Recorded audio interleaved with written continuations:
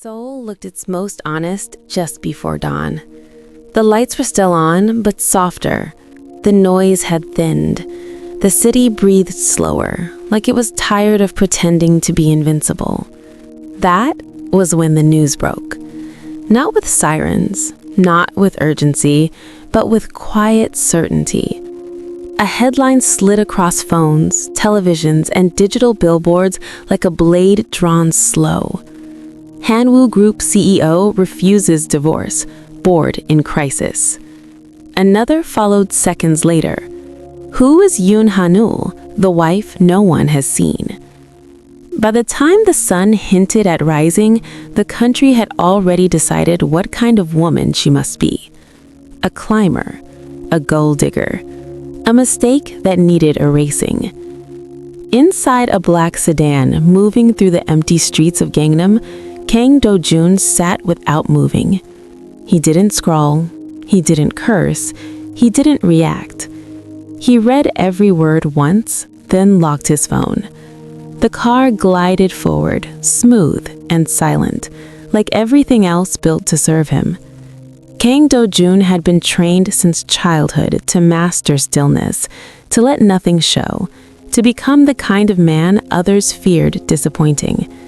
His face was calm, perfect, untouched, but his jaw was tight enough to ache. Outside, Seoul passed by in glass and steel reflections. Inside, the air felt too thin. "Sir," his secretary said carefully from the passenger seat, "the board has requested an emergency meeting at 9. Do-jun didn't answer. "They're insisting," she added, softer now. "They say this time it's unavoidable." Still nothing. The secretary swallowed. Everyone at Hanwoo knew what silence meant. It was not peace, it was restraint. Finally, Do-jun spoke. "I'll attend." Just 2 words, flat, controlled. The secretary exhaled quietly in relief. Then he added, without looking up, "Cancel my afternoon schedule." "Sir, I won't be available." She hesitated. "Your mother." "I said cancel it."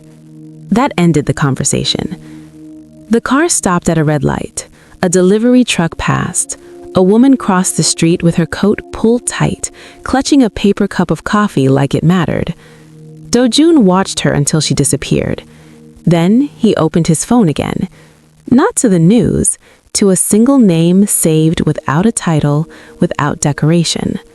Hanul. No messages.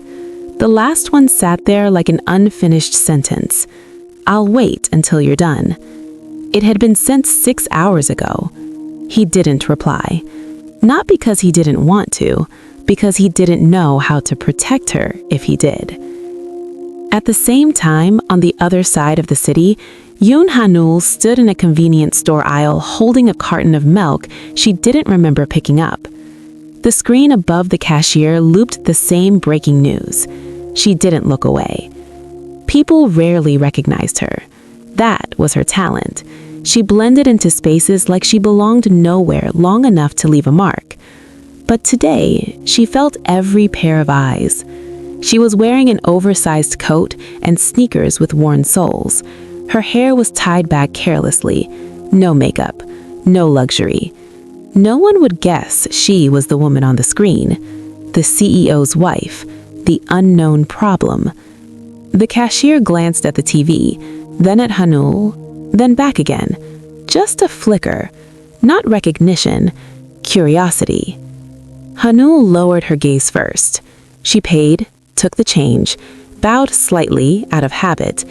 Outside, the morning air was cold and sharp. She stood still for a moment, breathing it in like she needed to prove she was still real. She had married Kang Do-jun quietly. No wedding photos leaked, no announcement, no celebration. That had been his condition.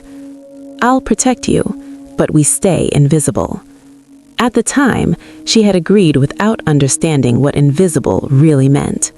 Now, she did. Her phone vibrated. A message from an unknown number. "You should persuade him to do the right thing." Another followed. Don't ruin a family you don't belong to. She blocked the number. Then another came, and another. Hanul turned her phone face down. She had expected this, or at least she had told herself she had.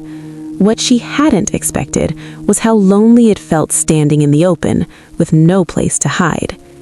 She walked, past the bus stop where students waited half asleep, past a cafe opening its doors, past people beginning ordinary days. She wondered when her life had split into before and after. It had started with an accident, rain, a late night, a crosswalk. She had been hit lightly, nothing serious, but enough to scare her, enough to make her hands shake when the man who helped her up took off his jacket and wrapped it around her shoulders. She hadn't known his name then, only that his eyes were sharp, distant, and watching her like she mattered more than the chaos around them. Later, she would learn that Kang Do-jun didn't stop for anyone, except her. The boardroom was cold. Floor-to-ceiling windows framed Seoul like a possession. Men in tailored suits filled the table, faces carved from expectation and entitlement. Do-jun entered last. The room stood. He didn't acknowledge it. He took his seat, hands folded, posture straight. An older man cleared his throat. Do-jun, this situation... There is no situation. A ripple of tension moved through the room. Public confidence is dropping. Your marriage was never approved. My marriage, Do-jun said calmly, is not a business decision. Silence fell. Someone laughed, sharp and humorless. Everything you do is a business decision. Do-jun leaned back slightly. Then let me be clear, he said. I will not divorce my wife. Voices rose immediately. You're risking the company. You're choosing sentiment over legacy. This woman, whoever she is, will destroy you. Do-jun stood. The room stilled. He looked around, his eyes cold, unwavering. She is my wife, he said, and I protect what's mine. He turned and walked out. Behind him, panic erupted. Ahead of him, a single thought stayed steady. Hanul was waiting, and no matter how loudly the world demanded otherwise, he was not letting her go. The morning news programs spoke gently at first. Careful voices, neutral expressions. By noon, the gloves came off. Panels filled with commentators who had never met Yoon Hanul but spoke as if they knew her entire soul. They debated her worth, her intentions, her background. They dissected the silence of a woman who had never been given a microphone. At Hanwoo Group, employees walked faster than usual, heads lowered, whispers traveled faster than elevators. And in the middle of it all, Kang Do-jun returned to his office and closed the door. Only then did he allow himself to sit. Only then did the weight arrive. His phone lay face up on the desk. No messages, still none. He stared at it longer than he should have. He remembered the way Hanul looked that morning before he left, standing by the window of the apartment, sunlight touching her hair, holding a mug she hadn't drunk from. You don't have to come home early, she had said, like she was asking permission to exist. He hadn't answered. He had only adjusted his cufflinks and said, "Don't read the news." She had nodded. She always nodded first. Do-jun pressed his thumb into the desk until the edge bit into his skin. He didn't regret marrying her. He regretted bringing the storm to her doorstep.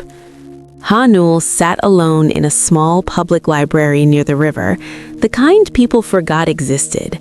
The heating was weak, the chairs were old, but it was quiet. She liked places that didn't ask questions. She opened her laptop, intending to work, but the cursor blinked on an empty document like it was waiting for a confession. Her phone vibrated again. This time, a name. Unknown. Private number. She hesitated, then answered. Yes? The voice on the other end was smooth, female, polished. Yoon Ha-nul, the woman said. Not a question, a confirmation. Ha-nul straightened. Who is this? I'm someone who cares about Do-jun's future, which means I care about how this ends. Ha-nul closed her laptop slowly. I don't think you called to care about me, she said. A small laugh. You're smarter than I expected. Ha-nul said nothing. Kang Do-jun doesn't lose, but he can be distracted. Temporary attachments happen. I'm his wife, Ha-nul said, quietly. There was a pause, then softer now, sharper. For how long? The call ended. Ha-nul stared at the phone long after the screen went dark. She didn't cry. Not yet. She had learned early that crying wasted energy she might need later. Instead, she stood, packed her bag, and walked out into the cold. The river moved beside her, steady and indifferent. She wondered if marriage was supposed to feel like standing alone in public while everyone else decided your fate. That evening, Do-jun came home earlier than planned. The apartment lights were on, but the space felt hollow. Ha-nul's shoes were by the door. Her coat hung neatly. No sign of panic. She was in the kitchen, chopping vegetables with careful precision. He watched her from the doorway without speaking. She felt him before she saw him. You're home, she said. Yes. Silence settled between them, familiar and heavy. She turned, knife still in her hand. Did it go badly? No. That was a lie. They both knew it. She nodded anyway. Dinner will be ready soon. Do-jun stepped closer. You should have stayed inside today. She looked up at him then. Not angry, not accusing, just tired. I can't disappear forever, she said. His jaw tightened. You shouldn't have to be seen. That's the same thing, she replied. He had no answer. He reached for her wrist without thinking, stopping her hand mid-motion. The knife clattered softly onto the counter. His grip was firm, protective, almost desperate. Did anyone bother you? He asked. Her eyes searched his face. Does it matter? Yes. She hesitated, then shook her head. Not enough to say. He didn't let go right away. When he finally did, his fingers lingered, like he was memorizing proof she was still there. They ate dinner quietly, across from each other. No phones, no television. Outside, the city buzzed with speculation. Inside, two people learned how much silence could hurt. Later that night, Ha-nul stood on the balcony, wrapped in a blanket. Do-jun joined her, standing close but not touching. You can still walk away, he said suddenly. She didn't look at him. From what? This. She turned then, eyes steady. Are you asking me to? No, he said quickly, too quickly. I'm saying the choice exists. She studied his face. The man the world feared. The man who refused to bend. You married me knowing who I am. I married you knowing who I'm not. He frowned. What does that mean? It means I won't leave just because they tell me to, but I won't stay if I'm only a secret you're defending out of pride. The words hit harder than any accusation. Do-jun stepped closer, voice low. You are not a secret. Then say my name, she said. He froze. In public, he had never said it. At work, she was my wife. To the board, she was the woman. To the press, she was unconfirmed. He opened his mouth, closed it. The city lights reflected in her eyes like questions he couldn't answer yet. She nodded once. That's what I thought. She turned back to the railing. Do-jun stared at her back, chest tight. For the first time since he took over Han-woo Group, he felt something close to fear, not of losing power, but of losing her. The next morning, the headlines changed tone. CEO's wife still silent. Divorce expected by end of the month. Ha-nul made none of it. Do-jun read all of it. And somewhere between meetings and quiet meals, between restraint and longing, a truth began to form. This marriage could not survive invisibility, and the longer he waited to choose publicly, the more he risked losing her privately. Seoul had a cruel talent. It could turn silence into guilt, and privacy into suspicion. By the third day, the story was no longer about a marriage. It was about a woman who wouldn't show her face and a man who refused to cut her loose. In the lobby of Hanwoo Group, reporters waited behind velvet ropes like hunters at the edge of a forest. Cameras lifted whenever the elevator chimed, microphones angled toward any employee who looked nervous. Inside, the building stayed polished and cold, as if money could keep out scandal the way glass kept out rain. But rumor seeped through everything. At the reception desk, 2 interns whispered too loudly, "Maybe she's not real." "No, she's real. My cousin's friend heard she used to work somewhere near here." "Then why hide her? She must be embarrassing." The word landed in the air like a slap. Hanul wasn't there to hear it, but Do-jun was, walking past with his team. He didn't stop. His expression didn't change. Only the people around him felt the temperature drop. By the time he reached the elevator, no one was whispering anymore. On the 37th floor, his secretary followed him into his office with careful steps. "Sir," she said, "there's a request from Director Min." Do-jun didn't look up. "Decline." "It's not a request," she admitted. "It's a visit. She's in the waiting lounge." Do-jun's pen paused. Just once. Director Min Se-yeon, a name that carried its own history inside Hanwoo, the way old perfume lingered even after the person left.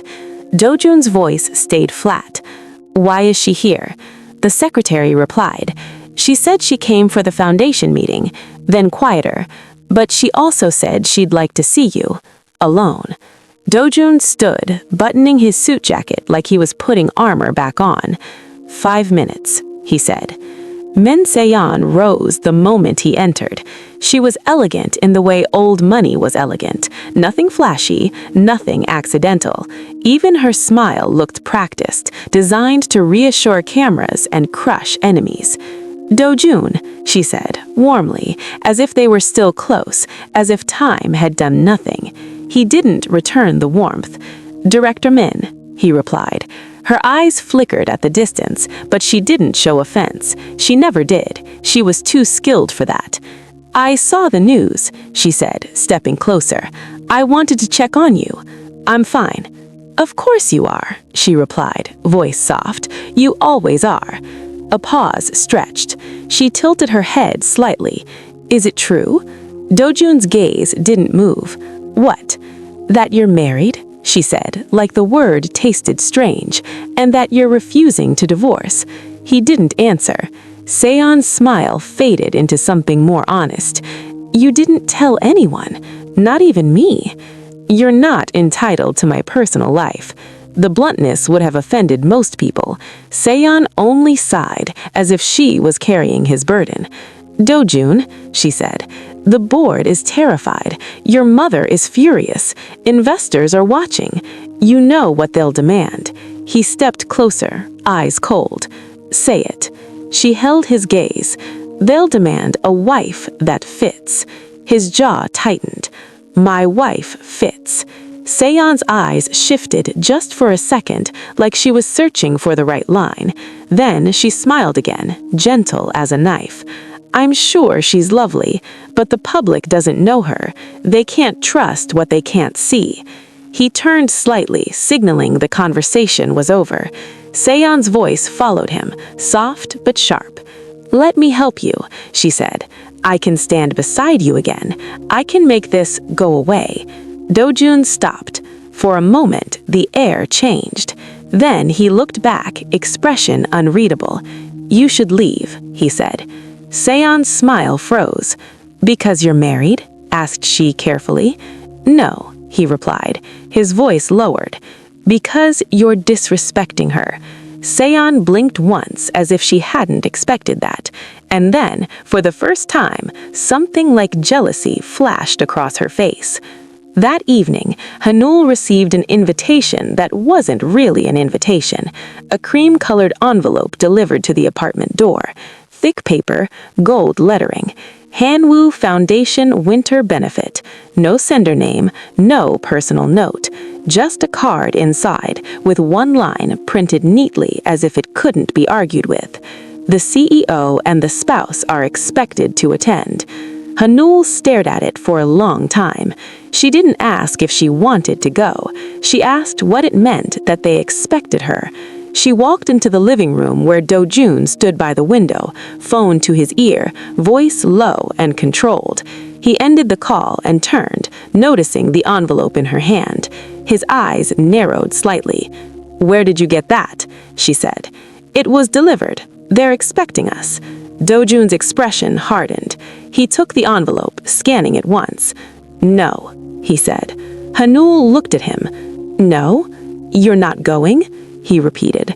Her voice stayed calm, but her eyes sharpened. "You can't decide that alone."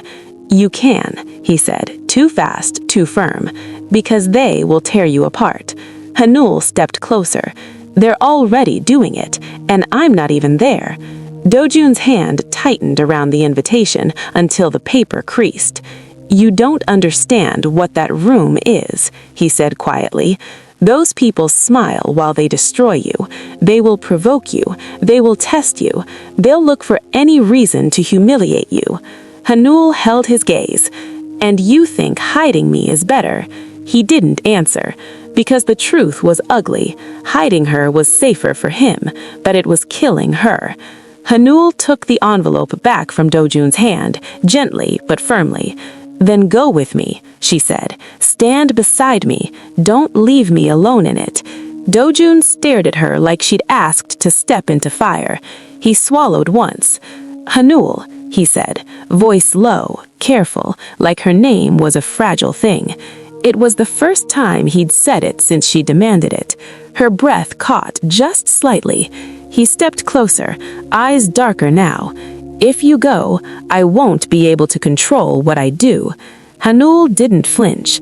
"Then don't control it," she said. "Choose." The night of the benefit arrived like a threat dressed in velvet. Hanul stood in front of a mirror in a simple black dress borrowed from a friend. It fit her well, but she still looked like herself. No glitter, no loud statement. Her hair was tied back neatly, her hands were steady. Do-jun entered behind her, already in a tailored suit. He looked like he belonged to that world so completely it was unfair. He watched her reflection, eyes unreadable. "You don't have to do this," he said again, softer now, as if he was pleading without wanting to. Hanul met his gaze through the mirror. "I do," she replied, "because if I don't, I'll spend the rest of my life being someone they can erase." A quiet silence fell. Do-jun stepped forward and placed his coat around her shoulders, careful, almost intimate. His fingers brushed her collarbone accidentally. Hanul didn't move. Do-jun's voice dropped to something private. "Stay close to me," he said, "no matter what happens." Hanul nodded, and when he offered his arm, she took it, not because she was weak, because she was ready. At the hotel entrance, cameras exploded in flashes. Reporters shouted questions. "CEO Kang, is this your wife? Mrs. Kang, look here. Are the divorce rumors true?" Do-jun didn't look at them. His gaze stayed forward, jaw tight. But his hand, placed lightly at Hanul's back, was not light at all. It was a claim, a warning. As they entered the ballroom, hundreds of eyes turned at once. The room went quiet, just for a heartbeat. Then the whispers began like rainfall. Hanul felt the heat of it on her skin. And across the room, standing beside a group of social elites in a pale gown that looked like it cost more than Hanul's entire life, Min Seon watched them enter. Her smile was beautiful. Her eyes were not. Do-jun's posture changed the instant he saw her. Not surprise, recognition, and something harder. Hanul noticed. Of course she did. She followed his gaze, and when she saw Seon's face, she understood the shape of the threat before anyone said a word, because Seon looked at Do-jun like she still had a place in him, and she looked at Hanul like she had already decided how this would end. The ballroom smelled like money. Polished marble floors reflected chandeliers so bright they erased shadows. Crystal glasses chimed softly. Conversations moved in controlled tones, measured and sharp, like people fencing with smiles. Hanyel felt it immediately. This room was not meant for warmth. It was meant for evaluation. As she and Do-jun stepped inside, the whispers thickened, then thinned, then reshaped themselves into something sharper. Is that really her? She looks normal. I expected someone more polished. Maybe that's why he's hiding her. Do-jun didn't slow. His hand stayed firm at the small of Hanyel's back, guiding her forward with a possessive calm that warned anyone watching. She kept her head high, not proud, steady. A server approached with champagne. Hanyel shook her head politely. Do-jun took one glass, then passed it to a passing staff member without drinking. He was alert now, focused, like a man walking into enemy territory. Min Se-yeon approached them before they could reach their table. Her smile widened, flawless. Do-jun, she said warmly. Then she turned to Hanyel. You must be Mrs. Kang. Hanyel bowed slightly. Nice to meet you. Se-yeon's eyes traveled over her slowly. Not rude, just thorough. I'm glad you could come, Se-yeon said. It's rare to see you out. Hanyel met her gaze. It's rare to be invited. A flicker of surprise passed through Se-yeon's eyes. Do-jun spoke before she could reply. We'll excuse ourselves, he said. Se-yeon laughed lightly. Already? The night's just beginning. Her hand brushed his sleeve, familiar. Do-jun didn't look at her. He stepped half a pace closer to Hanyel instead. Enjoy your evening, Director Min, he said. The message was clear. This is where I stand. Se-yeon's smile thinned, but she inclined her head. Of course, she said. We'll talk later. Her eyes lingered on Hanyel as they walked away, not with curiosity, with calculation. The first attack came disguised as kindness. An older woman approached Hanyel while Do-jun was momentarily pulled into conversation by a board member. Dear, the woman said, voice gentle, you must be overwhelmed. Hanyel smiled politely. A little. You're very brave, the woman continued, entering this world without preparation. May I ask what your family does? Hanyel understood the question. She answered anyway. My father passed away, she said calmly. My mother runs a small shop. The woman's smile faltered. Oh, that must be difficult. Yes, but it taught me to stand on my own. The woman nodded stiffly and moved on. Nearby, another voice chimed in. She doesn't look like someone raised for this life. Exactly. How long do you think this will last? Hanyel heard everything. She let none of it touch her face. Do-jun returned, eyes dark. Are you all right? He asked quietly. Yes, she replied. Then after a beat, they're curious. His jaw tightened. Stay with me, he said. She nodded. They moved together now, inseparable, which is exactly what Se-yeon had been waiting for. Later, as the lights dimmed for a short speech, a server accidentally brushed past Hanyel. The glass tipped. Red wine spilled down the front of her dress like a wound. The room gasped softly. Oh no, the server said, voice too quick, too practiced. I'm so sorry. Hanyel froze. The stain bloomed, unmistakable, impossible to hide. Eyes turned, whispers sharpened. Do-jun reacted instantly. He stepped in front of her, blocking the view, his body a wall. Enough, he said. His voice carried. The room quieted. He took off his suit jacket and wrapped it around Hanyel's shoulders without hesitation. To anyone watching, it wasn't just gallantry, it was ownership. "Get me a car," he said to his secretary, who had appeared out of nowhere. Then he looked down at Haniel, voice soft, private. "We're leaving." Haniel shook her head slightly. "If we leave now, they'll say I ran." His eyes searched hers. The anger there was sharp, protective, dangerous. But beneath it was something else. Respect. He straightened. "Then we stay," he said, and he turned back to the room. The microphone was still live. Do-jun walked towards the stage without asking permission. Murmurs rippled. Board members stiffened. Seo-yeon's eyes widened just a fraction. Do-jun took the microphone from the stunned host. "I hadn't planned to speak tonight," he said calmly, "but since there seems to be confusion." The room held its breath. "This woman," he continued, placing a hand gently at Haniel's back, "is my wife." A pause. "I did not marry her for approval. I married her because she is honest in a world that profits from pretending." Whispers erupted. Do-jun's gaze swept the room, cold and unwavering. "Anyone who disrespects her," he said, voice dropping, "disrespects me." Silence fell like a blade. Seo-yeon's smile shattered. Haniel's chest tightened. No one had ever spoken like that for her. Not publicly, not without apology. Do-jun lowered the microphone. He turned to Haniel and extended his hand. She took it. They walked together, out, the room parting like water around them. In the car, the silence was heavy. Haniel stared at her stained dress. "I'm sorry," she said finally. "I shouldn't have insisted on coming." Do-jun turned to her fully. "Don't," he said. His voice was rougher now, stripped of polish. "They planned that," he continued, "and they'll plan worse." She looked up at him. "Including her?" He didn't pretend not to understand. "Yes." Haniel nodded slowly. "She look at you like she still belongs there." Do-jun's eyes darkened. "She doesn't," he said firmly. "But she thinks she does." A quiet truth settled between them. Do-jun reached out, hesitated, then brushed a thumb against her knuckles. "Tonight," he said, "I chose you in front of them."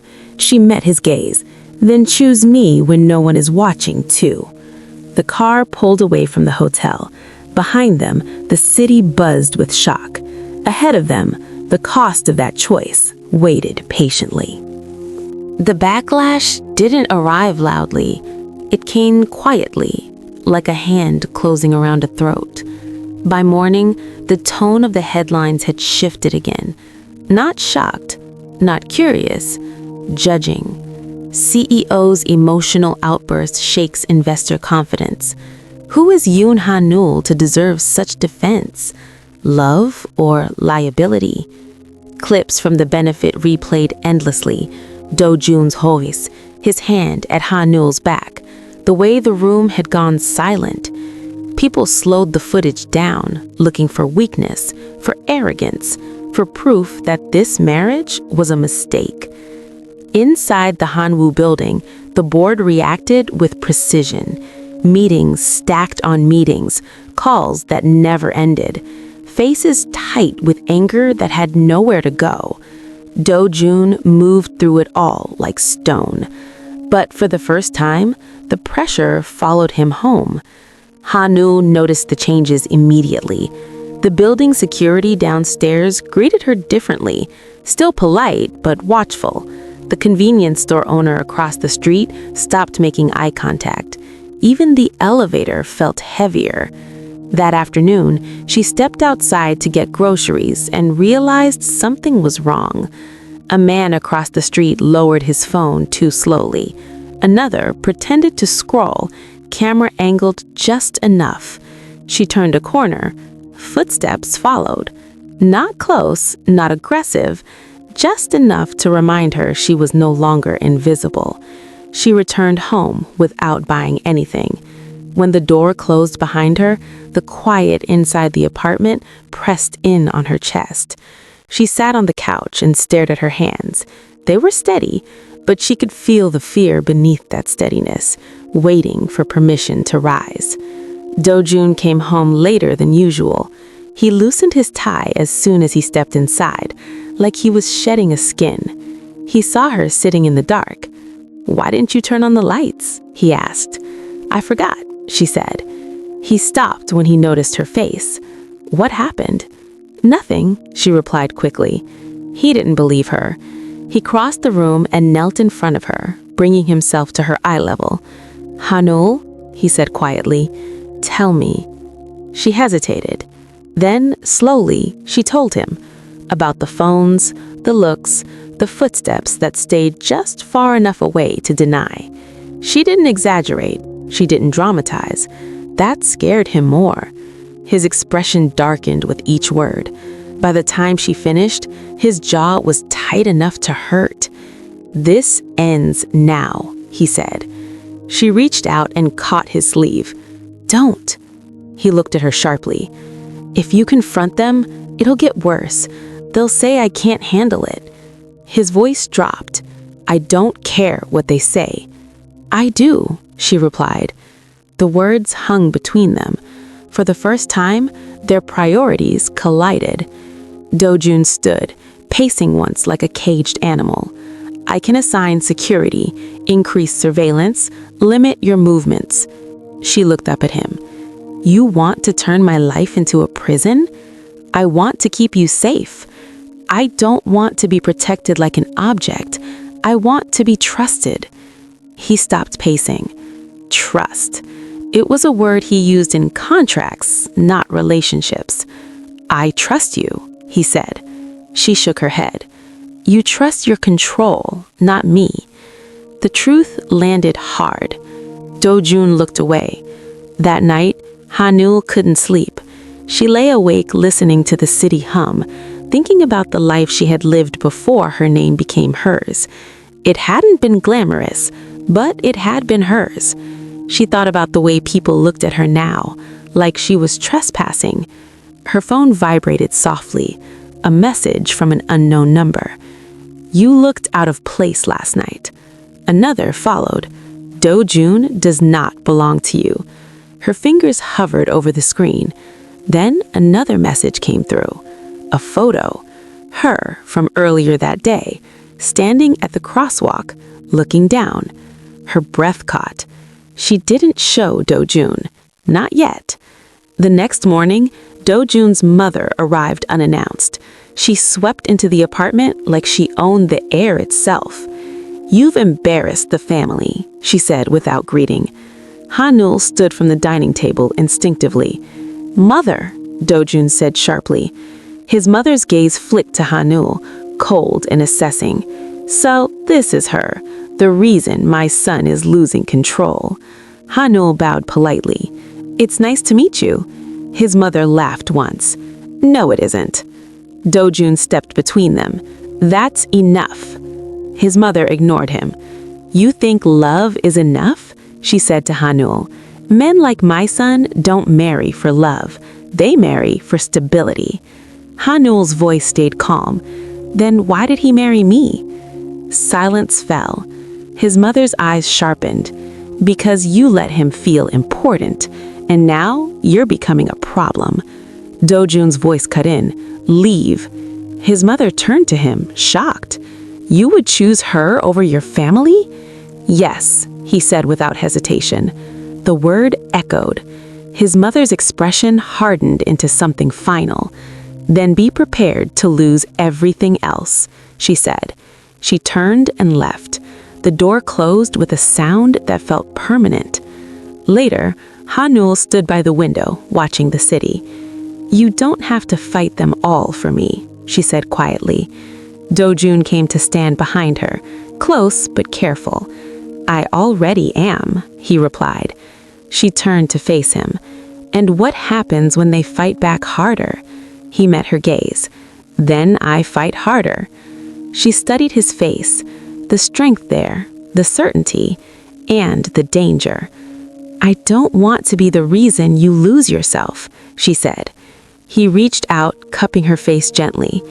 "You're the reason I remember who I am," he replied.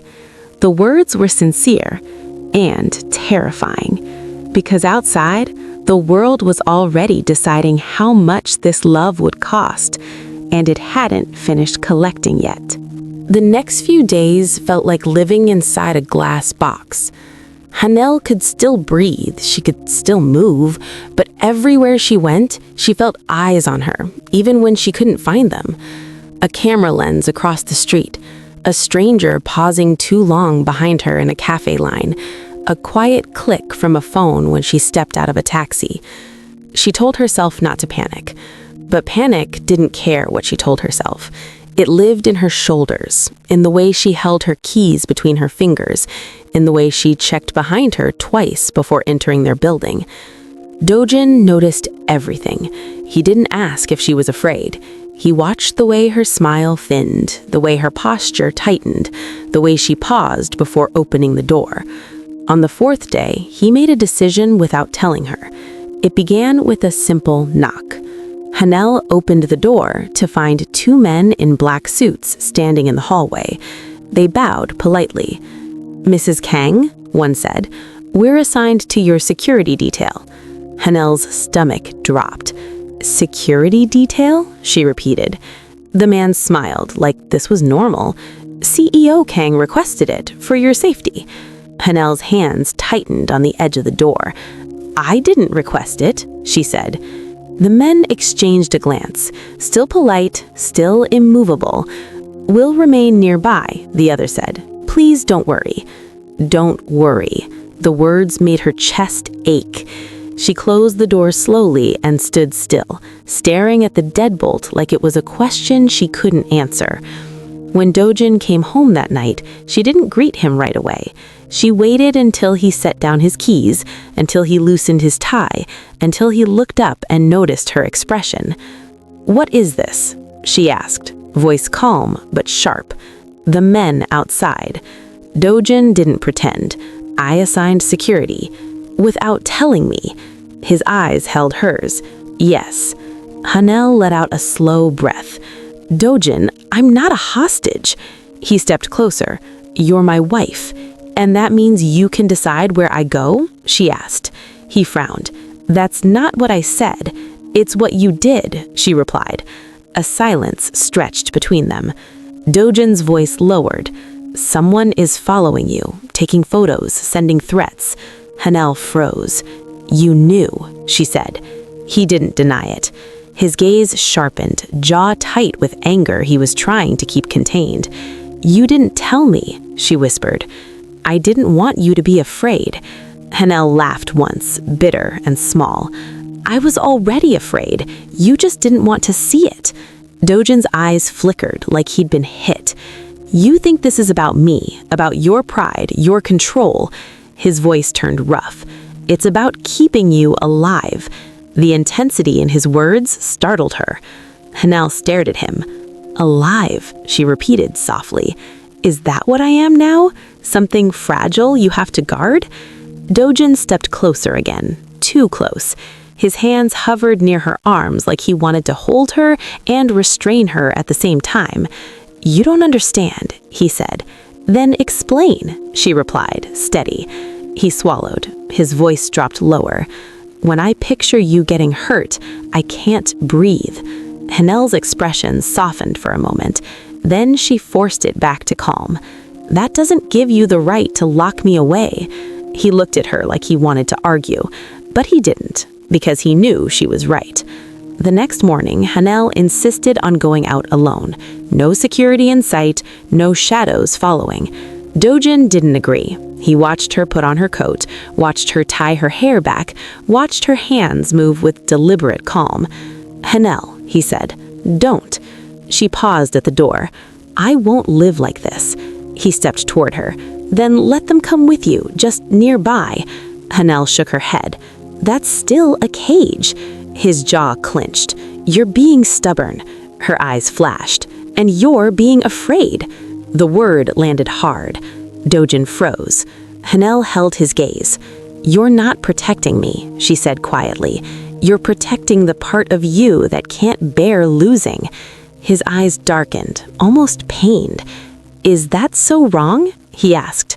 Hanel's voice softened. "It's not wrong," she said, "but it's not love if I disappear inside it." A silence fell. Dojin's hands curled into fists at his sides. Then finally, he stepped back. "Go," he said, voice tight, "but call me every hour." Hanel didn't smile. She only nodded once, then left. She went to a small design studio in Mapo. It was part-time work she'd kept quietly, even after marriage. Simple tasks, layout edits, proofreading, a small place where she had been Hanel before she became Mrs. Kang. She hadn't told anyone there about the marriage. She had wanted one space untouched. But the moment she walked in, she knew it was already contaminated. Her coworker stared at her phone, then looked up at Hanel with wide eyes. "Hanel?" whispered her coworker. "Is it you?" Hanel's throat tightened. "What?" The coworker turned the phone screen around. A blurry photo of Hanel entering the hotel benefit, her face circled in red. The caption beneath it was cruel. "CEO's wife, ordinary girl who stole a life she didn't earn." Hanel's fingers went cold. Her supervisor stepped out of the office, expression tense. "Hanel," he said gently, "reporters called. They asked if you work here." Hanel couldn't speak. The supervisor sighed. "I'm sorry," he continued. "We're a small studio. We can't handle this attention." Hanel swallowed hard. "You're firing me?" she asked. The supervisor looked away. "We're asking you to resign." The words hit like a slow, quiet collapse. Hanel bowed automatically. "I understand," she whispered. She packed her things with steady hands. No tears. Not here. Not in front of them. When she walked out into the street, the cold air hit her like reality. Her phone vibrated. A new message. Another unknown number. "Leave him before he ruins you." Hanel stared at the screen. Then another message came. A photo of her mother's shop, taken from across the street. Her heart dropped. This wasn't just about her anymore. That night, Dojin found her sitting on the floor of the living room, back against the couch, hugging her knees. The lights were off. Only the city glow painted her face in faint silver. He knelt beside her instantly. "What happened?" he asked. Hanel didn't answer for a bit. She held out her phone. Dojin's eyes moved over the images. His expression changed in a way Hanel had never seen before. Not just anger, something colder, more final. His voice was low. "Who did this?" Hanel swallowed. "I don't know." Dojin stood. The air around him tightened like a warning. "I'll find them." Hanel grabbed his wrist. "Dojin." He looked down at her. Her eyes were steady, but there was fear underneath now. Not fear of strangers, fear of him crossing a line he couldn't come back from. "Don't become someone I can't recognize," she whispered. Dojin's jaw trembled once. Then he lowered himself again, closer to her, and for the first time his voice cracked slightly. "I already am," he said. "When it comes to you." Hanel's expression softened for a moment. Then she forced it back to calm. "That doesn't give you the right to lock me away." He looked at her like he wanted to argue, but he didn't, because he knew she was right. The next morning, Hanel insisted on going out alone. No security in sight, no shadows following. Dojin didn't agree. He watched her put on her coat, watched her tie her hair back, watched her hands move with deliberate calm. "Hanel," he said, "don't." She paused at the door. "I won't live like this." He stepped toward her. "Then let them come with you, just nearby." Hanel shook her head. "That's still a cage." His jaw clenched. "You're being stubborn." Her eyes flashed. "And you're being afraid." The word landed hard. Dojin froze. Hanel held his gaze. "You're not protecting me," she said quietly. "You're protecting the part of you that can't bear losing." His eyes darkened, almost pained. "Is that so wrong?" he asked. Hanel's voice softened. "It's not wrong," she said, "but it's not love if I disappear inside it." A silence fell. Dojin's hands curled into fists at his sides. Then finally he stepped back. "Go," he said, voice tight, but call me every hour." Hanel didn't smile. She only nodded once, then left. She went to a small design studio in Mapo.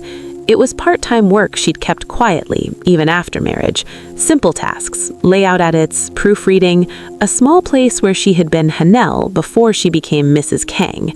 She hadn't told anyone there about the marriage. She had wanted one space, untouched. But the moment she walked in, she knew it was already contaminated. Her coworker stared at her phone, then looked up at Hanel with wide eyes. "Hanel?" whispered her coworker. "Is it you?" Hanel's throat tightened. "What?" The coworker turned the phone screen around. A blurry photo of Hanel entering the hotel benefit, her face circled in red. The caption beneath it was cruel. "CEO's wife, ordinary girl who stole a life she didn't earn." Hanel's fingers went cold. Her supervisor stepped out of the office, expression tense. "Hanel," he said gently, "reporters called. They asked if you work here." The scandal didn't explode. It unfolded, slowly, deliberately, like someone laying pieces on a board they had been studying for a long time. It began with an article posted just after midnight. No byline, no source, just a confident headline. "CEO's wife once involved in financial fraud, records suppressed?" By sunrise, it was everywhere. Screenshots of old part-time contracts, a blurred image of a bank document taken wildly out of context, anonymous claims stitched together with just enough plausibility to feel dangerous. Hanel stared at the article in silence. Her name trended for the first time, not as a mystery, as an accusation. She didn't wake Dojun. She read every word alone. At Hanu, chaos erupted. Phones rang without pause. Investors demanded explanations. The board requested an emergency vote. Dojun was pulled into meetings the moment he arrived. "This is a direct attack," one director said. "Your wife is becoming a liability." "Release a statement," another insisted. "Distance yourself." Dojun listened with frozen calm. Then he stood. "If you finish that sentence," he said quietly, "I'll end this meeting myself." The room went still. But pressure didn't retreat. It just changed shape. Hanul's mother called just before noon. Her voice was strained, trying too hard to sound normal. "Hanul," she said, "some people came by the shop." Hanul's fingers tightened around the phone. "What did they say?" "They asked questions," her mother replied. "About you, about money." A pause. "They took photos." Hanul closed her eyes. "I'm sorry," she whispered. Her mother hesitated. "Are you in trouble?" Hanul swallowed. "No," she said. "I'm just busy." After the call ended, Hanul sat very still. The room felt smaller. This wasn't just about humiliation anymore. They were moving outward, touching her mother, her past, everything she hadn't wanted dragged into the light. Her phone vibrated again. This time, a number she recognized, Min Si-yun. Hanul stared at the name for a long moment. Then she answered. "Yes?" Si-yun's voice was calm, pleasant. "You must be having a difficult day," she said. Hanul said nothing. "I won't insult you by pretending this is coincidence. You're smart enough to understand leverage." "What do you want?" Hanul asked. A soft laugh. "I want this to end cleanly." "Cleanly for who?" "For Dojun. And for you, if you're wise." Hanul's grip tightened. "You step away, quietly. No drama, no explanations." "And the lies? The threats?" "They stop. Your mother's shop remains untouched. The articles disappear. Dojun recovers." Hanul felt something settle in her chest. Cold. Heavy. "And if I refuse?" she asked. Si-yun didn't answer immediately. Then softly, "Then I stop protecting you." The call ended. Hanul sat alone as daylight faded. She didn't cry. She calculated what she could endure, what she couldn't let touch her mother, what Dojun would do if he knew. He would destroy everything in his path, including himself. She couldn't let that happen. That night, Do-jun came home with fire in his eyes. "They're lying," he said immediately. "I'll sue. I'll expose whoever—" Hanul stood up. "We need to talk," she said. He stopped. Her tone was too steady. They sat across from each other. The space between them felt unfamiliar. Hanul folded her hands together to keep them from shaking. "I want a divorce," she said. The words fell flat. Too flat. Do-jun stared at her like he hadn't heard correctly. "What?" "I don't want to do this anymore," she continued. "This life, this attention." His voice dropped dangerously. "Who told you to say that?" "No one," she replied. "A lie. I can't breathe. Everything I touch gets destroyed." "That's not true," he said sharply. "This is an attack, and we'll fight it." "I don't want to fight," she said. "I don't love you the way you think I do." The lie burned. She forced herself to keep going. "I was confused. I thought marrying you would make me feel secure. It doesn't." Do-jun stood up abruptly. "You don't mean that." "I do," she said, eyes fixed on the table. "I stayed because it was comfortable, because you protected me." She swallowed. "But I don't want to be protected anymore." Silence crashed into the room. Do-jun walked toward her slowly. "You're lying," he said quietly. "Look at me and say it." She didn't. She couldn't. So she stood up and walked past him instead. "I'll pack tonight. I'll leave tomorrow." Do-jun's hand closed around her wrist. The grip wasn't rough. It was desperate. "Hanul," he said, "whatever this is, we can—" She pulled free. "Let go," she said. Her voice didn't shake, but her eyes burned. "If you really care about me," she said softly, "don't follow." He froze. She walked into the bedroom and closed the door. On the other side, Do-jun stood unmoving. For the first time in years, he didn't know what to do. That night, Hanul packed quietly. She folded clothes carefully. She left behind the things that felt too intimate. She wrote nothing. She said nothing. When she stepped out of the apartment before dawn, the city was still asleep. The security guards watched her go. Do-jun didn't wake. She told herself that was mercy. As the elevator doors closed, her phone vibrated one last time. A message from an unknown number.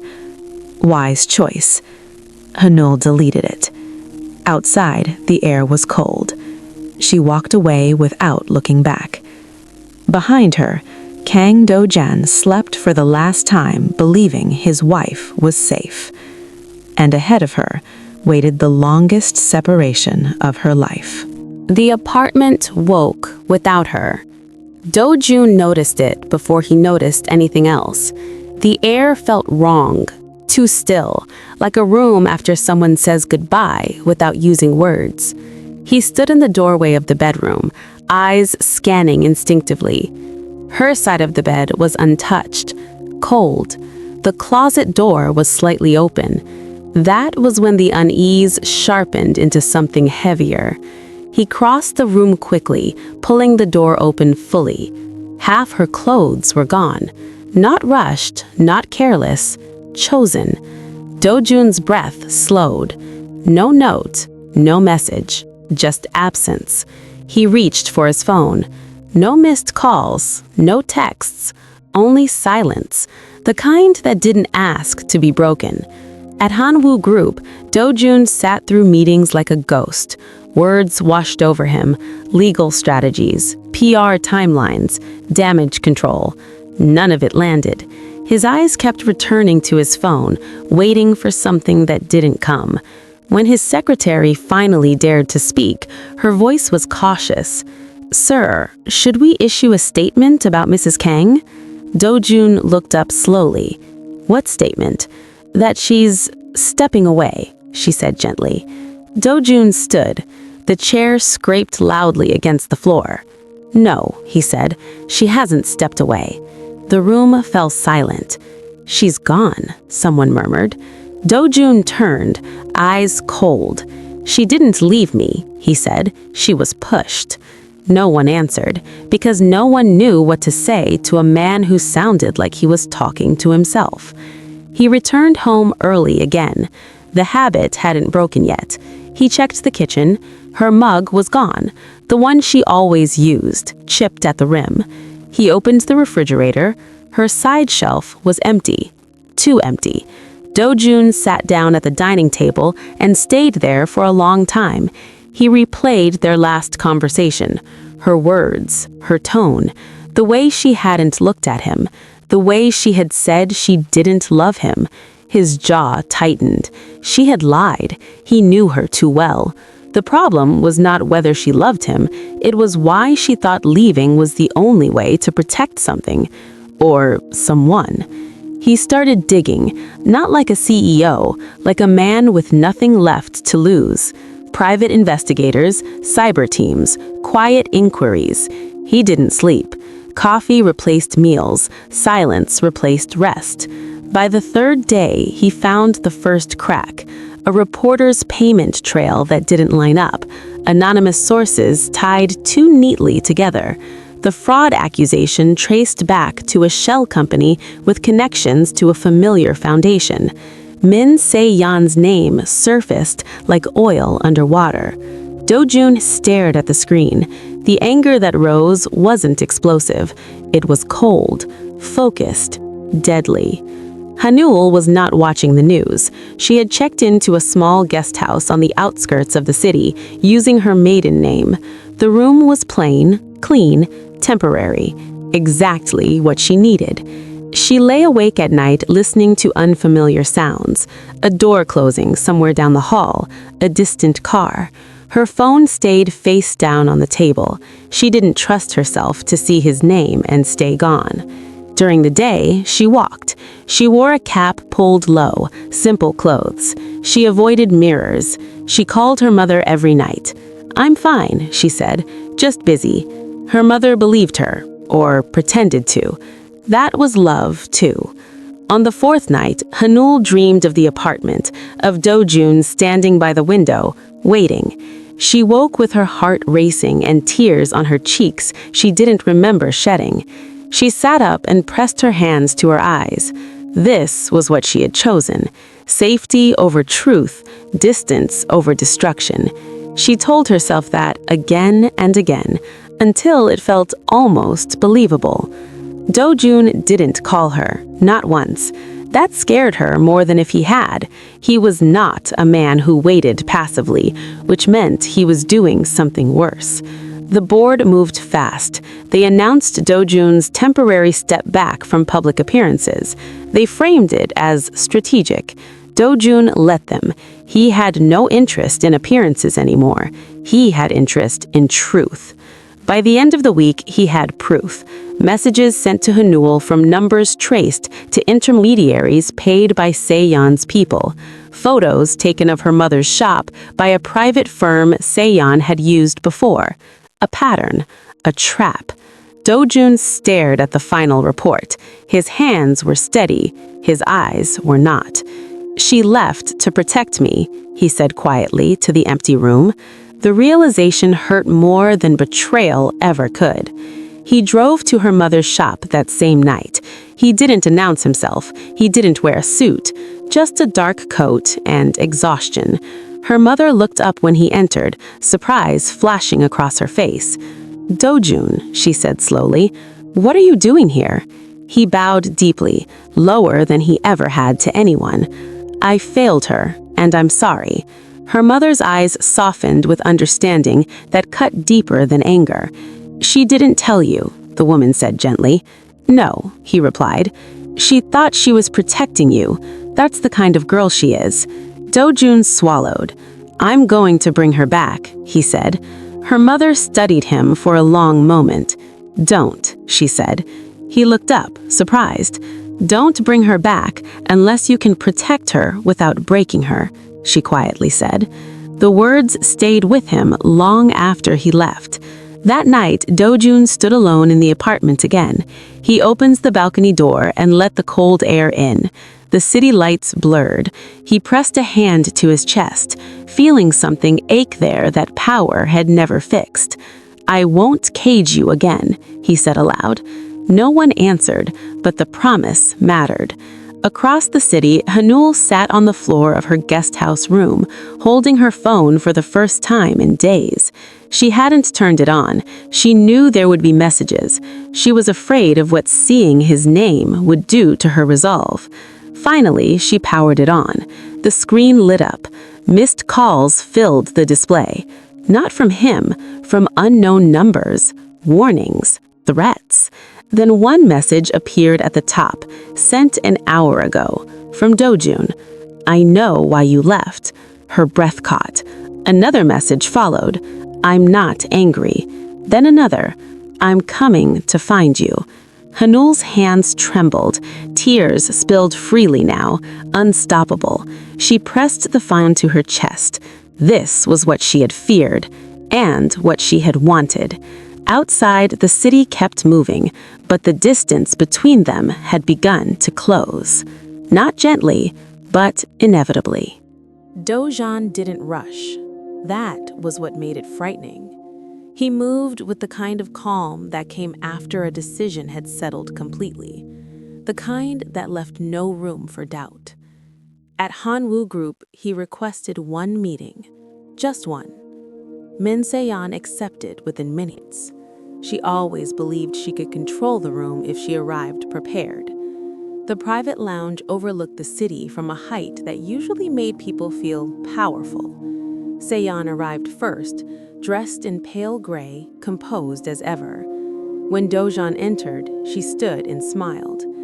"I was wondering when you'd call," she said. He didn't sit. "Where is she?" he asked. Se-yeon blinked, amused. "You're assuming a lot." He stepped closer, close enough that the air shifted. "I know about the payments, the reporters, the messages, the photos of her mother's shop." Her smile faded, slowly. "That's a serious accusation." "I don't make accusations," Dojan replied. "I end things." Silence stretched. Se-yeon straightened, regaining her composure. "You're emotional," she said. "That's understandable. But let's be rational." "Rational," he echoed, softly. She gestured toward the city. "This scandal was becoming dangerous. For you, for Hanwoo. I helped resolve it. You terrorized my wife." Se-yeon's eyes hardened. "I protected you." Dojan laughed once. It was empty. "You don't know what protection is. You only know leverage." She stepped closer, voice lowering. "And yet, it worked. She left." His gaze sharpened. "She left because she's kind," he said. "Because she thought sacrificing herself would save me." Se-yeon studied him. "Isn't that what love is?" "No," he replied. "Love is choosing someone even when the world threatens you." Se-yeon exhaled slowly. "If you bring her back, this won't end. I can't stop everyone." "You don't need to," he said. "I already did." She froze. "What do you mean?" Dojan turned slightly, revealing his secretary standing at the door, with a tablet. "Your foundation accounts are under investigation. Your shell companies have been exposed. The board has been notified." Se-yeon's face drained of color. "You wouldn't," she whispered. "I already have," he replied. She stared at him, disbelief giving way to something raw. "You're destroying me for her." "Yes." The simplicity of the answer shattered what remained of her control. "You think she'll thank you," Se-yeon snapped. "You think she wants to live in your shadow forever?" Dojan leaned down slightly, eyes cold and unwavering. "I'm stepping out of the shadow, so she never has to stand in it again." He turned and walked out. Se-yeon sank back into her chair. realization settling too late. The game was over. Hanul felt it before she saw it. The pressure that had followed her for days lifted suddenly like a hand loosening its grip. No new messages, no strangers lingering too long, no footsteps echoing behind her. It was unsettling. Peace always was, after fear. She was sitting in a small cafe near the guest house when her phone rang. Dojan. She stared at the screen. Her heart pounded hard enough to hurt. She didn't answer. The phone rang again. And again. Finally, a message appeared. I stopped her. Hanu's breath caught. Another message followed. No one is touching your mother again. Her hands shook. Then came the one she had been dreading. Please don't run anymore. Tears blurred the screen. She stood abruptly, knocking her chair back, and left the cafe without finishing her drink. Dojan didn't wait. He traced her location through the guest house registry. He arrived just before dusk. The sky was painted in soft gray, the kind that made everything feel suspended. He stood across the street and watched the entrance. When Hanul stepped outside, he saw her immediately. She looked thinner, tired, still beautiful in the way that had nothing to do with wealth or status. She stopped when she saw him. They stood facing each other across a short stretch of pavement. No cameras, no witnesses, just distance. You shouldn't be here, she said first. I know, he replied. Her voice trembled slightly. You promised not to follow. I promised not to cage you, not to abandon you. She looked away. You shouldn't have destroyed your life for me. I didn't, he replied. I destroyed the parts that didn't deserve to stay. She laughed softly, a sound close to a sob. You make everything sound simple. It isn't, he said, but it's clear. She crossed her arms, as if holding herself together. Did you confront her? She asked. Yes. And? She pressed. She won't come near you again, or your family. Hanu's shoulders sagged slightly. Relief mixed with fear. Then you don't need me anymore, she said. Dojan stepped closer. That's where you're wrong. She backed up a step. Dojan, she warned, if you pull me back into that world, I won't, he interrupted. She froze. I stepped down from public duties, temporarily. I'll return when this settles, on my terms. She stared at him. You'd give up power? I'd redefine it, with you. Her breath hitched. You don't get to decide that alone, she said weakly. He nodded. I know. He stopped a few feet away, careful not to invade her space. I'm not asking you to come back, he said. Not yet. Her eyes flicked up to his. I'm asking you to stop disappearing. Let me stand where you can see me. Silence stretched. The city hummed around them. Hanul's resolution wavered. I lied to you about not loving you, she said finally. I know. She swallowed. I thought leaving was the only way to protect you. I know, he repeated. She looked at him, tears spilling freely now. And I was so afraid you'd become someone I couldn't recognize. His voice softened. I was afraid of that too. He took one careful step closer. So I chose differently. She didn't move away. Come back, he said gently. Not as my shield, not as my weakness. He reached out, palm open, not touching, as my equal. Hanul stared at his hand. The hand that had protected, the hand that had tried to control, the hand that was now asking, not claiming. She didn't take it, not yet, but she didn't turn away either. I need time, she whispered. He nodded. I'll wait. And for the first time since the world had turned against them, waiting felt like hope. Hanul didn't go back to the apartment that night. Not because she wanted distance, because she needed proof she could choose him freely, not out of fear. Do-jun didn't argue. He drove her to her mother's neighborhood instead, keeping the car quiet, the radio off, the windows slightly cracked so the cold air could keep them awake and honest. When they stopped, he didn't get out first. He turned to her. "I won't follow you inside," he said. "I just wanted to make sure you arrived safely." Hanil's fingers tightened on her bag strap. "You're really stepping back?" she asked softly. "From everything?" Do-jun met her gaze. "I'm stepping back from what harms you," he said. "Not from you." Hanil nodded once, then opened the door. She paused before leaving. "Do-jun."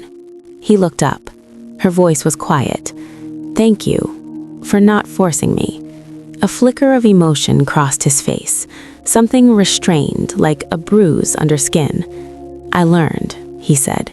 She left, and he stayed there in the car for several minutes after she disappeared into the building, hands resting on the steering wheel, like he was holding himself still.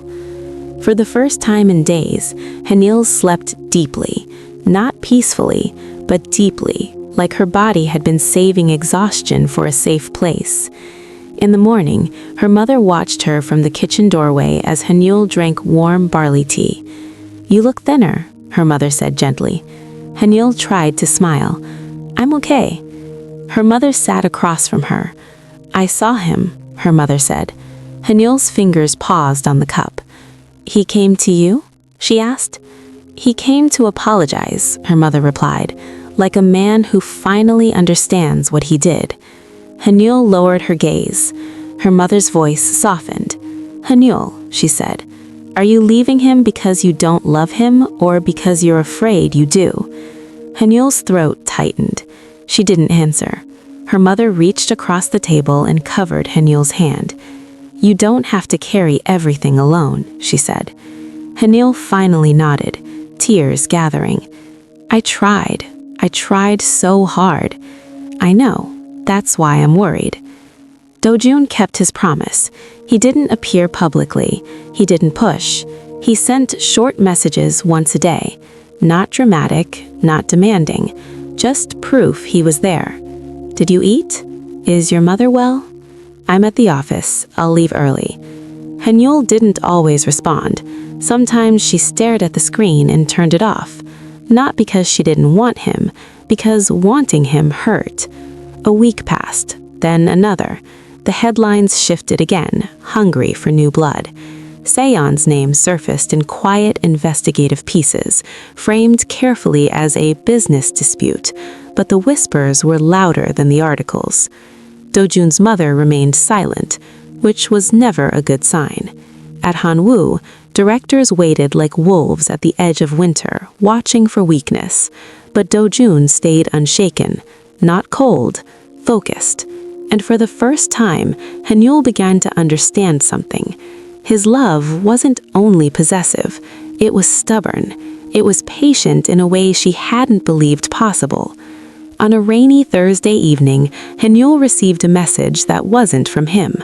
It was from a former coworker at the design studio. "Are you okay? Someone came here again. They asked for you." Hanul's stomach dropped. She called immediately. "What do you mean?" The coworker hesitated. "They said they were from a legal team. They asked for your old files." Hanul's hands went cold. "Did they say whose team?" "Hanwoo," the coworker replied. Hanul stayed still. Do-jun.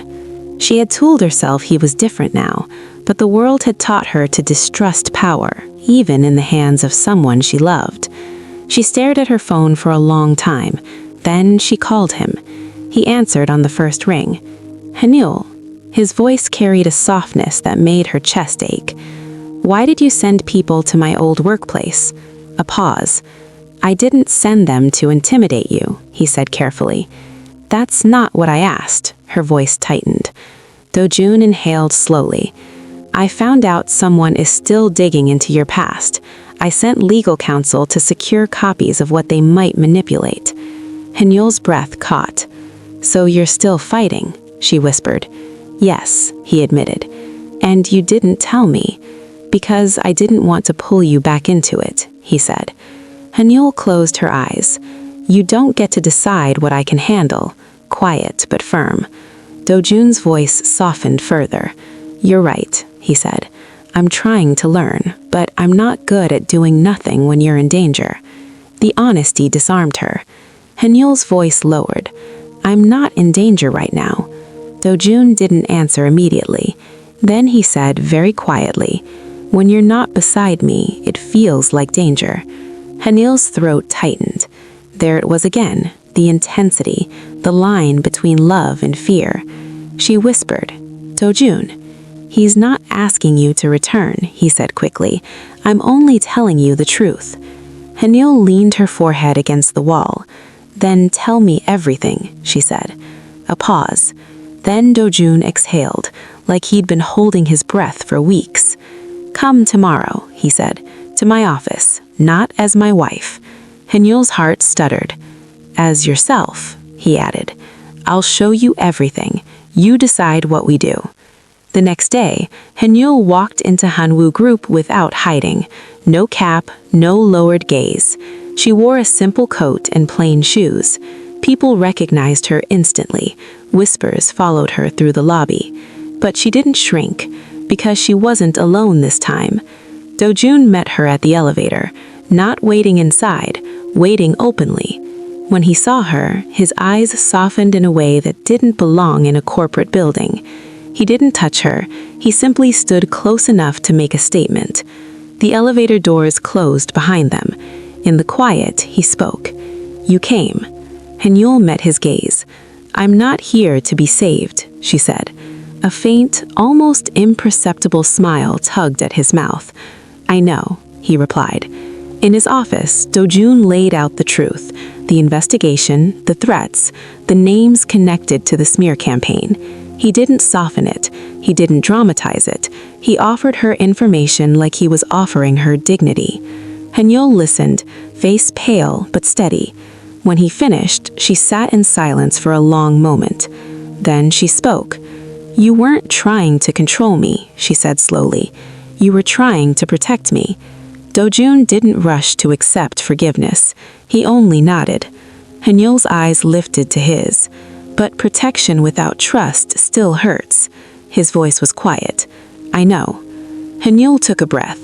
"From now on, if we do this, if we stay married, then I stand with you by choice, not because you're shielding me, not because I'm shielding you." Dojun's gaze held hers, intense and almost reverent. "Yes," he said, and in that single word, something between them began to mend. Not quickly, not perfectly, but for the first time, it felt real. Hanyul didn't return quietly. She returned deliberately. The press found out within hours, not because Dojin announced it, not because Hanmu released a statement, because someone inside the building whispered, and whispers in Seoul traveled faster than truth. By lunchtime, cameras lined the street again. This time, Hanyul didn't avoid them. She exited the building beside Dojin, walking at her own pace, shoulders back, eyes forward. Questions flew. "Mrs. Kang, are the divorce rumors false? Did you reconcile? Were the fraud accusations fabricated?" Dojin didn't answer. Neither did she. But when one reporter shouted, "Are you afraid of public pressure?" Hanyul stopped. Dojin's hand moved instinctively, ready to pull her forward. She lifted her hand slightly, not to stop him, to steady herself. She turned toward the cameras. "I'm not afraid," she said. Her voice wasn't loud. It didn't need to be. "I'm careful," she continued. "There's a difference." The reporters froze, surprised by her calm. She bowed slightly. Then she turned and walked on. Dojin followed, eyes dark, something like pride tightening his chest. That single moment replayed across the country by nightfall. Not dramatic, but undeniable. At home, Dojin's mother watched the footage in silence. Her expression didn't change, which was worse than anger. She summoned Dojin that evening, alone. "No wives," she said curtly, "no spectators." Dojin went. Hanul didn't ask him not to. She already knew this confrontation wasn't hers to fight. The Kang family residence felt colder than before, not because of temperature, because the walls remembered power. His mother sat at the head of the table, hands folded neatly. "You embarrassed yourself today," she said. Dojin remained standing. "I did what I needed to do." "You let her speak," she replied. "That was a mistake. She's my wife, not a liability to manage." His mother's eyes sharpened. "You've changed," she said. "Yes, I have." She leaned back slightly. "Then let's be honest." Dojin waited. "I won't accept her," she said flatly. "Not now, not later." The words landed with practiced cruelty. Dojin didn't react. "I didn't come for your approval," he said. His mother's mouth tightened. "If you continue this marriage openly, you will lose support, shares, allies, protection." "I know. And you'll still choose her?" "Yes." The certainty in his voice unsettled her. "You think love will sustain you?" she asked coldly. "No, I think truth will." Silence fell. His mother stood. "Then don't expect me to save you when this collapses." Dojin bowed slightly. "I never did." He left without looking back. That night, Hanul waited, not anxiously, just quietly. When Dojin returned, she saw the exhaustion in his eyes immediately. She didn't ask questions. She poured him water, sat beside him. He spoke first. "She won't stop," he said. Hanul nodded. "I know." "She'll try something else." "I know," she repeated. He turned to her, searching. "You're not afraid." "I am," admitted she, "but I'm tired of letting fear decide for me." Dojin's gaze softened. He reached out, hesitated, then rested his hand over hers. No pressure, no demand, just presence. The health scare began quietly. Hanul dismissed it at first. A persistent dizziness, fatigue that sleep didn't fix, a faint ringing in her ears when rooms got too loud. She told herself it was stress. Everything had been stress. She didn't mention it, not yet. But one afternoon, as she stood in Dojin's office reviewing documents with him, the room tilted suddenly. Her vision blurred. Dojin noticed instantly. "Hanul," he said sharply. She tried to answer. The floor came up instead. When she woke, the world smelled like disinfectant. Hospital. Dojin was there, seated beside the bed, jacket still on, hair disheveled like he'd run. His hand tightened around hers the moment her eyes opened. "You fainted," he said quietly. "The doctor's checking." She frowned slightly. "I'm fine." "You collapsed," he replied. "That's not fine." A doctor entered soon after, calm and professional. "Stress-related syncope, but there are signs of severe exhaustion, possibly anemia. We'll need tests." Dojin's jaw tightened. Hanul looked away. After the doctor left, silence filled the room. "I didn't want to worry you," she said softly. Dojin leaned forward, resting his forehead briefly against her hand. "You don't get to protect me by hurting yourself." Her eyes stung. "I didn't mean to," she whispered. He looked up, eyes dark with restrained fear. "I can face the world. I can face my mother, the board, scandal." His voice lowered. "But I can't face losing you because you thought you had to endure alone." Hanul swallowed. "I didn't know how to ask for rest."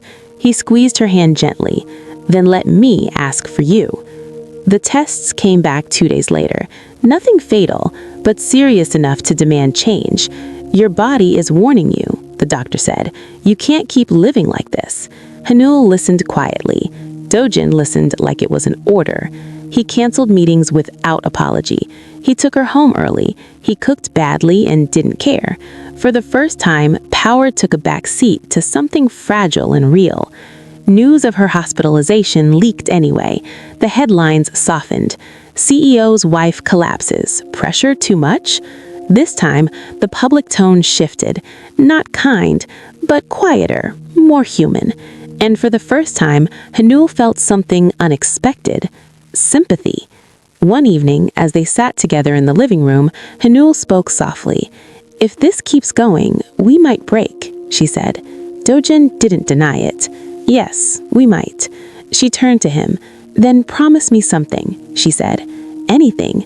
If it comes to choosing between your power and my peace, choose peace." He held her gaze, and for the first time, there was no hesitation at all. "I already have," he said. Outside, the city lights blinked on. Inside, the cost of love was still rising, but now they were counting it together. The ultimatum arrived without ceremony. No shouting, no scandalous leak, no warning headline. Just a sealed envelope placed on Kang Do-jen's desk at precisely 9 in the morning. He didn't open it right away. He already knew. The board had been patient, too patient, which meant they had finished preparing. By noon, every director was seated, faces stiff, backs straight, eyes calculating. Do-jun entered last. No assistant, no entourage, only resolve. The chairman cleared his throat. "CEO Kang," he began, "this situation has exceeded acceptable limits." Do-jun remained standing. "You have destabilized investor confidence," another director added. "Your wife's continued presence." "Finish carefully," Do-jun said quietly. A pause. "Is incompatible with the image and future of Hanwoo Group." The chairman slid the envelope forward. Inside were 2 documents, a formal request for divorce and a resignation agreement. "You may choose one." The room held its breath. Do-jun looked down at the papers. Then he smiled faintly. Not amused, relieved. "You misunderstand," he said. The directors frowned. "I'm not choosing between my wife and this company. I'm choosing what kind of man I am." He picked up the resignation, signed it. The sound of pen on paper was louder than any argument. Shock rippled across the table. "You're making a mistake," someone said sharply. Do-jun looked up. "No, I'm correcting one." He slid the signed document back. "As of now, Hanwoo Group no longer gets to dictate my marriage." He bowed once and walked out. The news broke within the hour. Not leaked, announced. Hanwoo CEO Kang Do-jun steps down amid marital controversy. Markets reacted instantly. Stocks dipped, analysts speculated, commentators argued. Some praised his integrity, others mocked his recklessness. But one thing was certain: he had chosen. Hanul heard the news from her mother. Her phone rang while she was resting, sunlight spilling across the floor. "Hanul," her mother said carefully, "have you seen the news?" Hanul's chest tightened. She turned on the television. Do-jun's photo filled the screen. Calm, controlled, unapologetic. Her breath caught. "He didn't tell me," she whispered. Her mother hesitated. "He loves you." That was what frightened her. When Do-jun came home that evening, Hanul was waiting. She didn't cry. She didn't shout. She stood in the living room, arms folded loosely like she was holding herself together. "You resigned," she said. "Yes." "You chose me," she said. "Yes." Her voice trembled. "You promised me you'd choose peace." "I did, for you." She shook her head slowly. "You don't understand," she said. "Now the world will blame me for everything you lost." Do-jun stepped closer. "I lost nothing I wanted." She stepped back. "I didn't ask you to give up your life. I asked you not to disappear inside me." "I didn't," he said. "I stepped out." Her eyes filled despite her effort. "And what happens when you regret this? When resentment replaces love?" "It won't," he said. "You can't promise that," she whispered. He stopped moving. She looked at him, really looked. The man who had been raised to rule, who had never been allowed to choose himself. And she realized something devastating. He had made this choice easily, because loving her was the first thing that had ever felt like freedom, and that terrified her. That night, Hanul packed again, not out of fear, out of clarity. Dojin watched her quietly this time. "You're leaving?" he said. "Yes." Not an accusation, understanding. "I won't let the world destroy you because of me," she said. "I won't let you wake up one day and see me as the reason you lost everything." Dojan's voice was calm, but his eyes were dark. "You're wrong." She shook her head. "I need you to stand again, on your own, not leaning on me, not sacrificing yourself." He didn't argue, because he finally understood what she was asking. "When?" he asked. "Tomorrow," she said. He nodded once. "Then I'll walk you out," he said. The next morning, they left the apartment together, not like fugitives, like adults saying goodbye without knowing if it was permanent. Reporters waited outside. Cameras lifted. Questions shouted. Hanul stopped. Dojan's instinct moved him forward. She squeezed his hand lightly. Then she turned to the cameras. "I didn't ask him to resign, and I won't let anyone say he did this for weakness." Silence fell. "He chose honesty," she continued. "That doesn't make him reckless. It makes him brave." She bowed. Then she turned away. Dojan didn't follow. He watched her walk down the steps alone. Every instinct screamed to chase her. He stayed still, because loving her now meant letting her go. Across the city, reactions exploded. Some called her selfish, others called her noble, but Hanul didn't read any of it. She boarded a bus heading out of Seoul, no destination beyond distance. Her phone vibrated once, a message from Dojan. "I'll be here." She didn't reply, not because she didn't care, because she needed him to stand without her shadow. That night, Dojan sat alone in the apartment. No meetings, no power, no armor, just silence.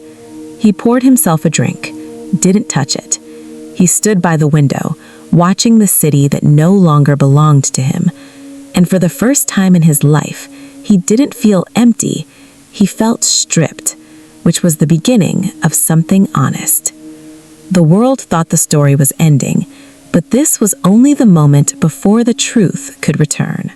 Time passed the way it always did, quietly, without asking permission, without caring who it left behind. Spring slipped into summer, and summer softened into autumn. The world moved on from King Do-jun faster than anyone expected. The headlines stopped shouting. His name appeared less often, then only in cautious business columns, speculating about future plans and potential returns. People assumed he was licking his wounds. They were wrong. Do-jun built his days from the ground up. No chauffeur, no assistant waiting outside doors, no boardrooms demanding his loyalty. He woke early anyway. Habit was hard to break. He ran along the river in the mornings, letting exhaustion replace anger. He cooked for himself, badly at first, then better. He learned the rhythm of quiet. Some nights were harder. He would catch himself turning to tell her something small, a passing thought, a detail that would have made her smile. The silence that followed was always sharp, but he stayed with it, because this was what she had asked for. Hanul settled in a coastal town far from Seoul, small enough that strangers forgot your face by the next day. She found work at a local cultural center, organizing exhibitions, designing simple brochures, teaching children how to cut paper without fear of ruining it. The work didn't care who she had married. That mattered. She lived in a narrow room with a single window facing the sea. The air smelled like salt and honesty. At night, she walked along the shore and let the wind erase the city from her bones. Some days she felt strong. Others she felt unbearably lonely. But the loneliness felt chosen, and that made it survivable. They didn't speak, not once, not by message, not by call, not by accident. They respected the space too much to break it carelessly, but some distances didn't require contact to stay alive. The illness returned quietly. Hanul ignored it at first. Fatigue, lightheadedness, a persistent tightness in her chest. She told herself she was adjusting, that her body would catch up. It didn't. One afternoon, she collapsed while closing up the center. This time, she woke alone. The doctor's expression was apologetic. "Your condition hasn't improved," he said. "In fact, it's worsened." She listened calmly. "Treatment helped," he continued, "but there's an underlying issue. We should have addressed it sooner." Treatment was manageable, but not optional. She nodded. Later, she sat on the edge of the bed and stared at her hands. They shook slightly. For the first time since leaving Seoul, fear crept in. Real fear. Not of the world, of time. Do-jun found out by accident. A mutual acquaintance mentioned it over coffee. "She's sick again," the man said casually. "Not serious, I think, but enough for treatment." Do-jun's cup stopped halfway to his mouth. "What?" he asked. The man frowned. "You didn't know?" Do-jun didn't answer. He left immediately. He didn't call her. He didn't go to her. He stood on the bridge over the river instead, gripping the railing until his knuckles went white. This was the line. If he crossed it without being invited, he would undo everything she had fought for. If he didn't cross it at all, he might lose her. The choice tore at him. Hanul stood by the sea that evening, coat wrapped tightly around her. The wind was strong. Her phone buzzed in her pocket. She didn't need to look. She knew. She took it out anyway. A single message from Do-jun. "I heard." That was all. No accusation, no demand, no plea. Her chest tightened painfully. She stared at the screen for a long time. Then she typed, "I'm okay." A lie, but a gentle one. The phone buzzed again. "I believe you." That was the cruelest kindness of all. Weeks passed. Treatment began. Hanul grew thinner, stronger in strange ways, weaker in others. She learned how fragile strength could be. Some nights she dreamed of him, not as a CEO, not as a man in power, but as the quiet version who had waited in the car and promised not to force her. She woke with tears she didn't remember crying. Do-jun started something new, not a corporation, not a legacy, a foundation, small, private, focused on workplace abuse and media exploitation. He didn't put his name on it first. He didn't need to. He worked longer hours than he ever had before. But this work didn't hollow him out. It filled something.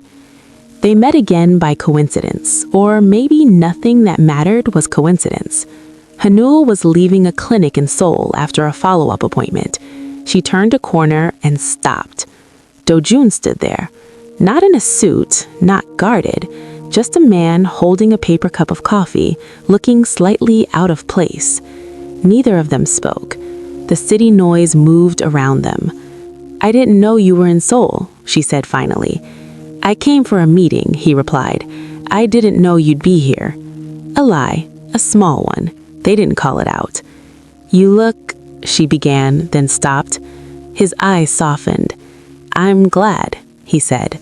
They stood there, two people who had learned how to live without touching the wound between them. "I won't ask you to come back," he said quietly. "I won't ask you to wait," she replied. A pause.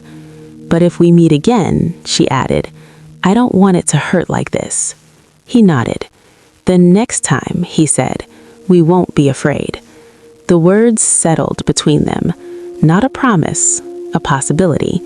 They walked away in opposite directions, but neither of them felt like the past was closing. It felt like it was finally ready to be faced. The truth never stayed buried forever. It surfaced the way tides did, slowly, inevitably. Hanel's condition worsened as winter approached. Treatment helped, but it demanded consistency, monitoring, support. Things she had insisted on handling alone. Things her body was quietly refusing to endure in silence anymore. One morning, she collapsed again. This time, she didn't wake up to an empty room. Do-jun stood at the foot of her hospital bed, hands clenched tightly enough to hurt. He had been called by her doctor. Not because he was legally required, but because Hanel had written his name down as an emergency contact months ago, just in case. The realization broke something open in him. She hadn't let him go. She had trusted him from a distance. When Hanel woke, the first thing she saw was his silhouette against the window. For a moment, she thought she was dreaming. "You shouldn't be here," she said weakly. Do-jun turned. "I know," he replied, "but you asked me to be." Her brow furrowed. "I did?"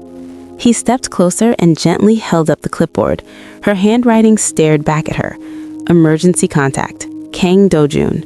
Her breath caught. "I didn't think," she began. "You thought, you just didn't say it out loud." Tears slid down her temples into her hair. "I didn't want to be a burden," she whispered. His jaw tightened. "You never were. You were my anchor. I just didn't know how to hold without pulling." She closed her eyes. "I'm scared," she admitted. It was the first time she'd said it plainly. Do-jun reached for her hand. This time, she didn't pull away. "I am too," he said. "That's why I'm staying. Not to decide for you, not to rescue you." His voice lowered. "But to be here if you want me." Her fingers tightened weakly around his. "I do," she whispered. The doctor explained everything later. The condition was treatable, manageable, but only with long-term care, reduced stress, and consistent support. Hanel listened quietly. Do-jun asked questions, not like a CEO, like a man who planned to stay. News of her hospitalization leaked within hours. It always did. But this time, the story shifted. Not scandal, concern. Former Hanwoo CEO stays by wife's side during health crisis. Photos surfaced. Do-jun asleep in a chair beside her. Hanel holding his sleeve unconsciously while sleeping. The public didn't know what to do with tenderness. It unsettled them. Her mother came to the hospital unannounced. She stood in the doorway for a long moment, taking in the scene. Her son, unguarded. The woman she had tried to erase, pale but unbroken. "This is serious," she said finally. "Yes," Do-jun replied. "It is." "You're choosing a hard life," she said. "I chose it already," he replied. Her mother's gaze lingered on Hanel. "She hasn't destroyed you," she said slowly. "You look human." Do-jun didn't reply, because that was the truth. Her mother exhaled. "I won't apologize, but I won't interfere anymore." It was the closest thing to surrender she could offer. Hanel watched quietly. She didn't bow, she didn't seek approval. She simply existed, and that was enough. Recovery was slow. Hanel stayed in Seoul, not in the apartment, not yet. They rented a small place near the hospital, neutral territory, a choice they made together. Do-jun didn't hover.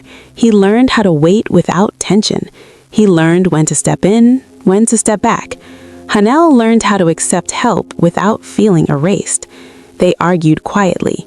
They laughed unexpectedly. They rebuilt something new from the bones of what had broken. One afternoon, as winter light spilled through the window, Hanel spoke. "I don't want to live quietly forever." Do-jun looked up from the paperwork he'd been sorting. "What do you want?" "I want to work again. I want to be seen for what I do, not who I married." He nodded. "Then you will." "And you?" she asked. He considered it. "I don't want my old life back. I want a useful one." She smiled faintly. "That sounds like you."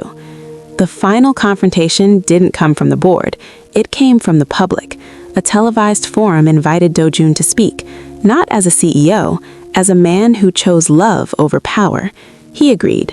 Hanel watched from home. The host asked carefully framed questions. "Do you regret your decision?" Do-jun looked into the camera. "No," he said. "Even after everything you lost?" He paused. I lost a position, not my purpose. And your wife, the host pressed? Some say she cost you everything. Do-jun's gaze hardened. She gave me everything, the courage to live honestly. The clip went viral within hours. Public opinion shifted, not unanimously, but enough. That night, Do-jun returned home to find Hanel standing in the kitchen. She was stronger now, still thin, but steady. I watched, she said. He nodded. I know. She stepped closer. This time, she said, when the world turns again, don't let go. He met her gaze. I won't, he said, unless you ask me to. She took his hand. I'm not asking, she replied. Outside, the city moved on, but inside that small apartment, something settled. Not passion, not drama, commitment. The kind that didn't shout, the kind that stayed. The world noticed before they announced anything. It always did. Not because of headlines, not because of press releases, but because Kang Do-jun and Yoon Hanul began to appear together again. Not hiding, not defending, simply existing side by side. They walked through a quiet park one morning, winter thinning into early spring. No security detail, no photographers nearby. Just sunlight filtering through bare branches and the sound of gravel underfoot. Hanul walked slowly, her steps measured, her breath steady. Do-jun matched her pace without thinking. You don't have to slow down, she said lightly. I know, he replied. I want to. She smiled. It wasn't the smile she used to survive. It was the one she used when she felt safe. The invitation arrived a week later. A public forum, a national broadcast, a topic framed broadly as leadership, sacrifice, and choice. Everyone knew why they wanted him there, and everyone knew what they wanted him to say. Hanul read the invitation twice. They're going to ask, she said. Yes, Do-jun replied. And if they pressure you again? She asked. He looked at her calmly. Then I'll answer again, he said. She studied him. Not the man he had been, the man he had become. Then I'll stand with you, she said. Not behind, not protected, with. The studio lights were bright, but not cruel. The audience was quiet, expectant. Do-jun sat across from the host, posture relaxed, eyes clear. Hanul sat in the front row, visible, unhidden. The host smiled professionally. CEO Kang, he said, or should I say former CEO. A soft ripple of reaction moved through the audience. Do-jun nodded once. Many believe your refusal to divorce was reckless. Some say it cost you everything. The camera cut briefly to Hanul. She didn't look away. Do-jun followed the camera's movement. Then he spoke. I was asked to divorce my wife to maintain power, he said evenly. I was told it was necessary, rational, clean. A pause. And I refused. The audience leaned in. Because the moment I agreed, he continued, I would have lost something far more important than a position. The host asked quietly, which was? My integrity, Do-jun replied. Silence filled the studio. And my marriage, which I chose freely and choose still. The host hesitated, then asked the question everyone had been waiting for. Mrs. Kang, he said, turning slightly. Many believe you were the reason for his downfall. How do you respond? The camera moved to Hanul. She stood. Not because she had to, because she wanted to. I didn't ask him to sacrifice himself. I asked him to live honestly. She looked at Do-jun, and he did. She turned back to the audience. I walked away once because I thought love meant disappearing. I was wrong. The room was still. Love, she said, means standing where you can be seen, without being erased. A murmur moved through the audience. Do-jun's chest tightened. The host cleared his throat. "Then, let me ask one final question," he said, turning slightly. "If given the chance again, power restored, reputation repaired, would you reconsider the divorce the board demanded?" The studio seemed to hold its breath. Do-jun didn't look at the host. He stood, slowly. He walked toward Hanul, extended her hand. She took it without hesitation. They faced the cameras together. "No," Do-jun said. "Not loudly, not dramatically. Even if the world turns against us again," he continued, "I will not divorce my wife." Applause broke out, not thunderous, but steady, earned. They didn't announce a new wedding. They didn't need to. But months later, on a quiet day with cherry blossoms beginning to fall, they registered their marriage again, not to correct the past, to affirm the present. No press, no spectacle, just signatures and hands held tight.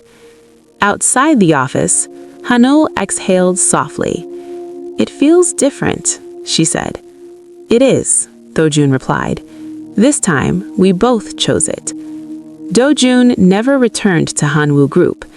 Instead, he expanded the foundation, quietly, steadily.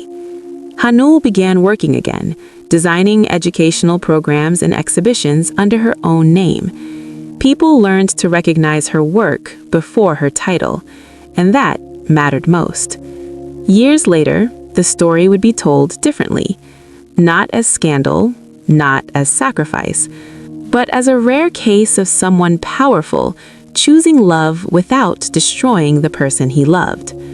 People would say Kang Do-jun gave up everything. They were wrong. He had let go of what didn't belong to him and kept what did.